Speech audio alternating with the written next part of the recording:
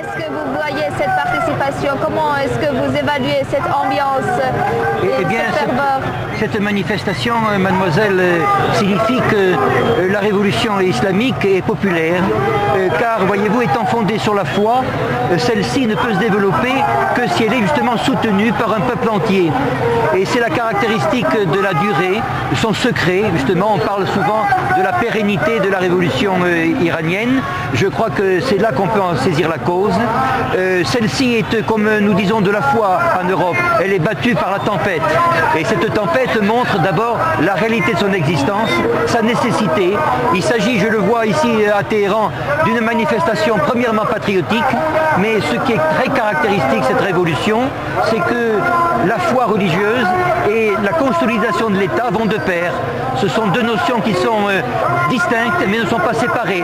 Elles ne sont pas confondues, elles sont d'une sorte de devenir. Et je crois que nous-mêmes qui avons connu cette révolution et la suite, et les autres peuples aujourd'hui qui s'éveillent justement à la liberté sous toutes les formes, en prenant conscience de leurs forces propres, doivent saisir cette révolution comme un modèle, ou tout au moins comme une sorte d'idéal, voyez-vous, qui est projeté dans le futur. Ce n'est pas du tout un événement passé, c'est un événement aussi qui a plutôt une sorte de formation et à laquelle non seulement les peuples musulmans, mais également l'ensemble des peuples qui veulent échapper à l'oppression unique qui pèse sur le monde, surtout depuis la fin de la Seconde Guerre mondiale, justement, doivent se tenir. Je crois que c'est pour nous, la révolution islamique iranienne a été un espoir.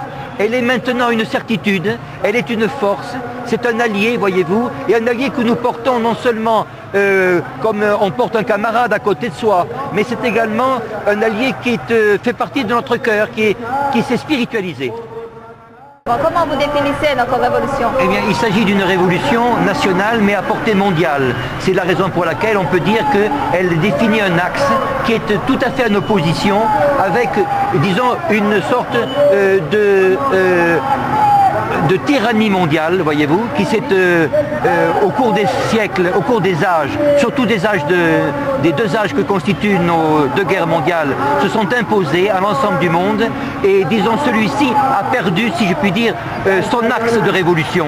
La révolution iranienne est un essai de rétablissement de l'ordre en question et c'est un modèle pour les autres peuples. C'est un événement qui est survenu en un lieu particulier, mais qui justement a une portée illimitée. Son horizon, c'est celui du devenir de l'humanité. C'est la raison pour laquelle il y a contre lui, comme contre toute grande révolution, une coalition internationale qui est dirigée justement en particulier sous le drapeau du sionisme international. C'est celui-ci qui a prétendu abaisser, tromper les peuples, voyez-vous, et c'est celui-ci qui sera, disons, renversé, un peu comme dans la grande histoire iranienne, on parle justement de la lumière qui dissipe les ténèbres d'Ahriman. Voilà comment on peut définir cette révolution. C'est une lueur qui est devenue une lumière mondiale.